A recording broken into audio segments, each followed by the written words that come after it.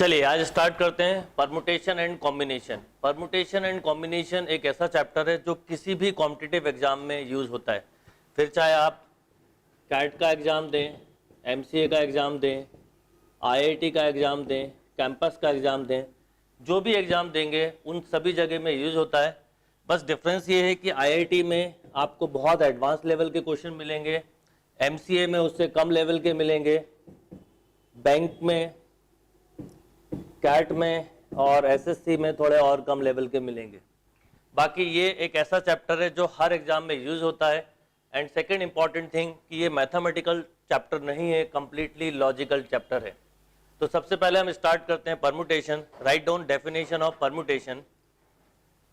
Definition of permutation, the arrangement of different things और object is called permutation. परमुटेशन का meaning होता है अरेंजमेंट करना। अरेंजमेंट ऑफ डिफरेंट थिंग्स और ऑब्जेक्ट इज कॉल्ड परमुटेशन। जैसे सपोज मैं आपको 3 लेटर दूं P, Q, R और आपसे बोलूं अरेंज करो। जब भी बात अरेंज की आएगी तो रिमेंबर परमुटेशन यूज होगा, और जब भी बात सिलेक्शन की आएगी तो कॉम्बिनेशन यूज होगा।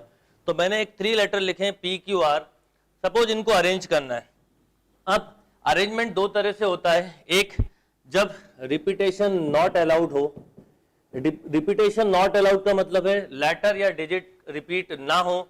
जैसे मान लो मैंने लिखा A, इसमें लेटर रिपीट हो रहा है 1, 1, 3, इसमें नंबर रिपीट हो रहा है 2, 3, 1, इसमें कोई नंबर रिपीट नहीं हो रहा है। तो जब भी अरेंजमेंट की बात आएगी तो हम 2 तरह से करेंगे, या तो रिपीटेशन नॉट अलाउड या रिपीटेशन अलाउड, वो क्वेश्चन में मेंशन होगा। तो अभी अगर मैं P, Q, R के परमुटेशन बनाऊं और रिपीटेशन नॉट अलाउड लिखूं तो क्या क्या होंगे? P, Q, R, P, R, Q, Q, R, P, Q, P, R। देखिए मैं केवल पीछे के लेटर को चेंज कर रहा हूं। फिर एक बार P से स्टार्ट किया, एक बार Q से, एक बार R से करें तो R, P, Q and R, Q, P। इस तरह से अगर हम ध्यान दें तो हमारे पास कितनी पॉसिबिलिटी हुई? याद रखिएगा ये पॉसिबिलिटी 1, 2, 3, 4, 5, 6। अब मान लीजिए कि रिपीटेशन भी अलाउ है। अगर रिपीटेशन अलाउ है तो एक बात याद रखिएगा, रिपीटेशन अलाउड में ये वाला केस भी आएगा जिसमें रिपीट नहीं हो रहा है। अब इसमें और क्या क्या बढ़ेगा? Like P, P, Q, P, Q, P, Q, P, P, all P हो सकते हैं। हो सकता है P के साथ 2 बार Q हो, Q, P, Q। इस तरह से कई सारे अरेंजमेंट होंगे। तो परमुटेशन का जब हम बात करते हैं बेसिक की, तो परमुटेशन का मतलब ही होता है अरेंजमेंट। मान लो मैं आपको 4 डिजिट देता हूं, 4, 5, 6, 7, और मैं आपसे बोलूं कि 2 डिजिट नंबर बनाएं। सपोज रिपीटेशन नॉट अलाउड है, तो नंबर क्या क्या होंगे? 4, 5, 4, 6, 4, 7, 5, 6, 5, 7, 6, 7। इनका रिवर्स भी हो सकता है। रिवर्स क्या होगा? 5, 4, 6, 4, 7, 4, 6, 5, 7, 5 एंड 7, 6। मान लीजिए रिपीटेशन अलाउ है तो ये वाले केसेस के अलावा कुछ केसेस और बढ़ेंगे। कौन कौन से? 4, 4, 5, 5, 6, 6 एंड 7, 7। तो रिपीटेशन नॉट अलाउड में कितने केसेस थे? 12। रिपीटेशन अलाउड हुआ तो ये 4 और बढ़ गए, तो टोटल केसेस हुए 16। नोट करिए। तो चलिए, अब ये तो छोटे नंबर थे, लेटर थे, आपने इन्हें अरेंज कर लिया। पर जब हम बात करते हैं कि इसको मेथड से कैसे करें, तो हम यूज करते हैं right on fundamental principle of counting. ये एक ऐसा तरीका है जिससे हम किसी भी तरह के परमुटेशन के क्वेश्चन कर सकते हैं। आप में से अगर किसी ने कभी परमुटेशन पढ़ा है और सपोज इस फॉर्मूले से पढ़ा, ये परमुटेशन का ही फॉर्मूला है, तो मैं बोलूंगा हो सकता है आपको बहुत कंफ्यूजन हो या बहुत मिस्टेक हो। इस फॉर्मूले से कई बार हमारे क्वेश्चन में मिस्टेक्स होती हैं। क्या होती हैं वो धीरे धीरे हम कवर करेंगे। पर अगर हम फंडामेंटल प्रिंसिपल ऑफ काउंटिंग से करेंगे तो कभी भी कोई मिस्टेक नहीं होगी। तो फंडामेंटल काउंटिंग प्रिंसिपल की हम बात करें तो यहां पर 2 रूल हमारे को मिलेंगे, एक सम रूल और सेकंड इज प्रोडक्ट रूल।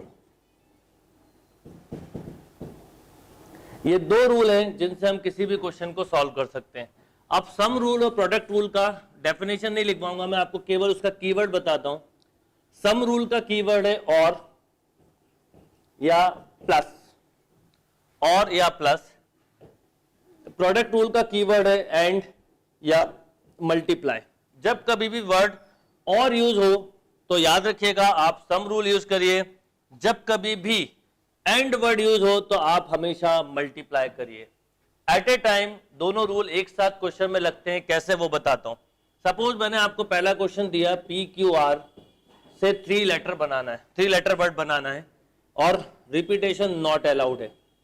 तो अब देखिए आपने ये 3 बॉक्स बनाए, अब मैं बोलूं कि पहले प्लेस पे क्या क्या आ सकता है, तो आप बोलेंगे देयर आर 3 पॉसिबिलिटी, P और Q और R। जब भी और लगे तो ऐड करिए, यानी पहले प्लेस पर हम 3 में से कोई एक पॉसिबिलिटी ले सकते हैं। एट ए टाइम एक लेटर कम हुआ। अब नेक्स्ट प्लेस की हम बात करें तो कोई एक कम हो गया तो 2 पॉसिबिलिटी, दिस और दिस, और लास्ट प्लेस के लिए क्योंकि 2 लेटर यूज हो गए तो 1 पॉसिबिलिटी। अब 3 लेटर वर्ड बनाना है तो this and this and this, तो एंड जैसे ही आया तो मल्टीप्लाई किया तो ये टोटल 6 वेज आए। ये 6 नंबर नहीं है, 6 पॉसिबिलिटी। अब देखिए 6 पॉसिबिलिटी कौन कौन सी है, 1 2 3 4 5 एंड सब 6। अब मान लो कि इसमें रिपीटेशन अलाउ होता। अब रिपीटेशन अलाउ होता तो क्या होता, देखिए रिपीटेशन अलाउ होता तो आप क्या करते,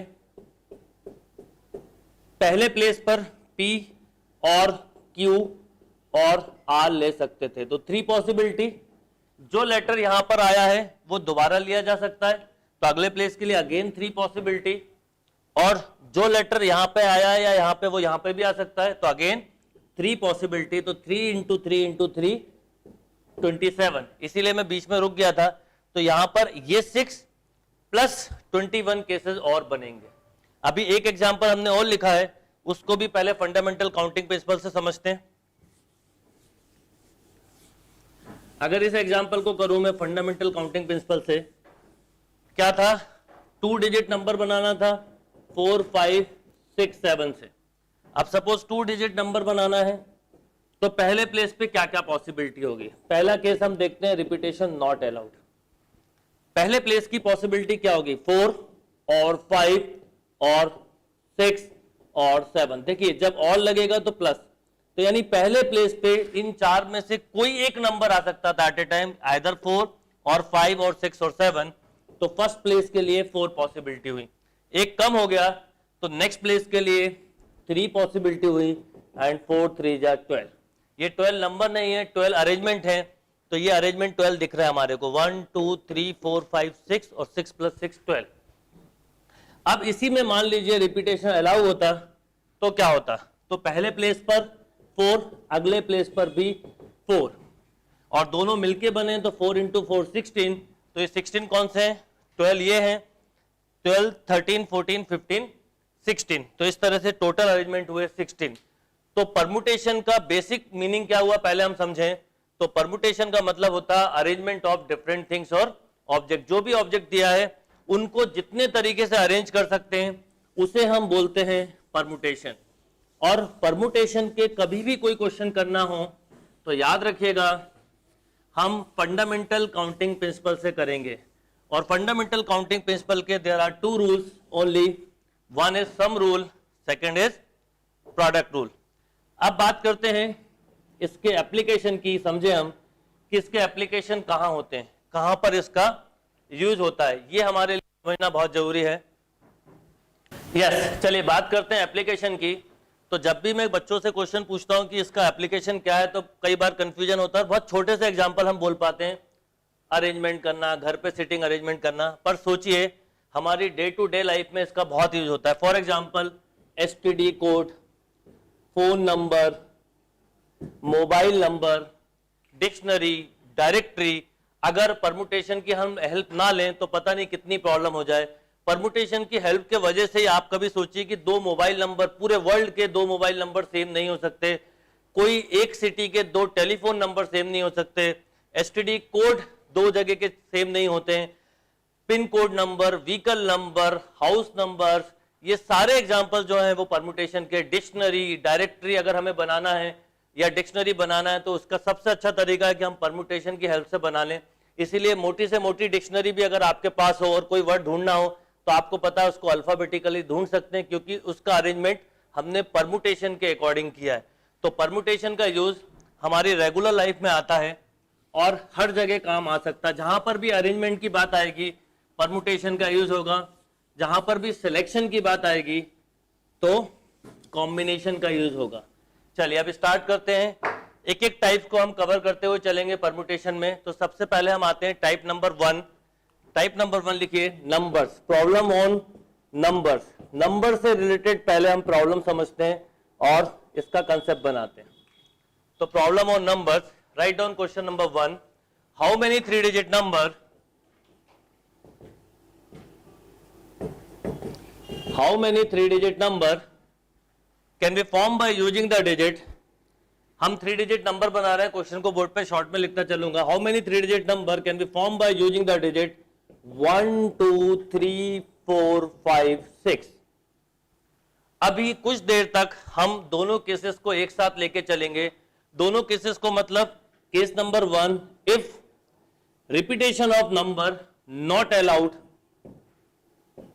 if repetition number not allowed, और केस नंबर 2 रिपीटेशन अलाउड। जब ये दोनों केसेस का एक बार अच्छे से कंसेप्ट बन जाएगा तो फिर जो मैं क्वेश्चन बोलूं आप वही करके बताइए। तो इनिशियली अगले 1 घंटे तक हम जो क्वेश्चन करने वाले नंबर्स पे, उसमें इन दोनों केसेस को एक एक करके स्टडी करेंगे। Repetition of number not allowed मतलब जो नंबर एक बार ले लिया वो सेकेंड टाइम नहीं लेंगे। रिपीटेशन अलाउ का मतलब होगा जो नंबर हमने एक बार लिया वो दोबारा भी ले सकते हैं। तो चलिए पहले क्वेश्चन की अगर हम बात करें टाइप नंबर 1 में रिपीटेशन नॉट अलाउड की, तो पहले प्लेस के लिए कितनी पॉसिबिलिटी है? आप बोलोगे 1 और 2 और 3, बिल्कुल बेसिक से कर रहे हैं, 4 और 5 और 6। तो फर्स्ट प्लेस के लिए there are 6 possibility. Number repeat नहीं होना चाहिए, तो एक कोई नंबर कम हुआ तो नेक्स्ट प्लेस के लिए 5, नेक्स्ट प्लेस के लिए 4। 3 डिजिट का नंबर बनना है तो इन तीनों का मल्टीप्लाई हुआ तो 120। अब रिमेंबर ये 120 कोई नंबर नहीं है, 120 वेज हैं। अगर मैं पूछूं कि इसका सबसे पहला नंबर क्या होगा तो इसका सबसे छोटा नंबर होगा 123, 124, 125, 126, 127 होगा कि नहीं? नो, क्योंकि हमारे पास 7 नहीं है। ऐसे ही याद रखिएगा 112 भी बनेगा पर ये इस एग्जाम्पल का पार्ट नहीं होगा क्योंकि हमने अलग से मेंशन किया repetition of number not allowed. अब बात करते हैं, मान लीजिए रिपीटेशन अलाउड हुआ तो क्या होगा? तो पहले प्लेस पर 6 पॉसिबिलिटी, अगले पे भी 6 क्योंकि जो नंबर यहां आया वो यहां पे भी आ सकता है और अगले पे भी 6, तो टोटल 6 6 6 हो गया 216। अगर अब 216 का मैं पूछूं आपसे एग्जांपल लिखो, आप ये एग्जांपल जरूर लिखना जिससे आपको क्लियर हो कि आप कर क्या रहे हो। तो 216, तो इसका सबसे छोटा एग्जांपल क्या होगा? 111, 112 से लेके 666, और इसका सबसे लास्ट एग्जांपल होगा 654। नोट करिए। चलिए नेक्स्ट क्वेश्चन लिखते हैं। How many 4 digit number, how many 4 digit number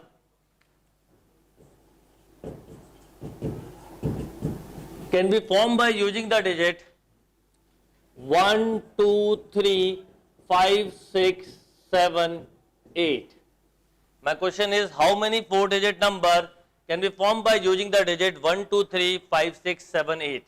ध्यान रखिएगा मैं आपको हर टाइप के, हर जो क्वेश्चन करवा रहा हूं एक जैसे 2-2 क्वेश्चन करवाता हुआ चलूंगा और हर थर्ड फोर्थ क्वेश्चन के बाद नया क्वेश्चन मिलेगा, दिखेगा सेम पर उसमें क्या डिफरेंस होगा जब मैं करवाऊंगा तो समझ में आ जाएगा। दूसरा, आप कहां कहां मिस्टेक कर सकते हो वो भी आपको धीरे धीरे समझ में आ जाएगी। अच्छा, मैंने बोला how many 4 digit number can be using the digit 1 2 3 5 6 7 8।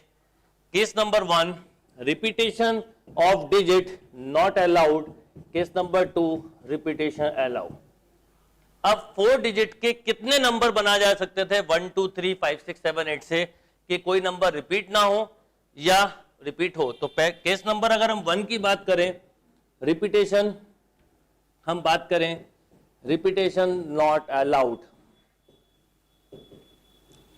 अब एक चीज देखिएगा जो कॉमन मिस्टेक है, कई बार हम गलती से 1 से देखा और लास्ट नंबर 8 देखा, यहाँ 8 लिख देते हैं, ये 8 नहीं आएगा यहाँ पर।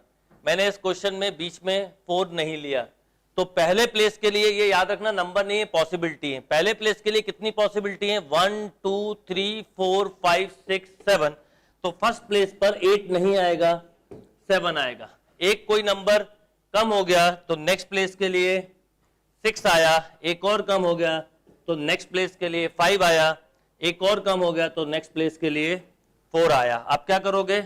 आप मल्टीप्लाई कर दो, 20, ये हो गया 120, 7 इंटू 120,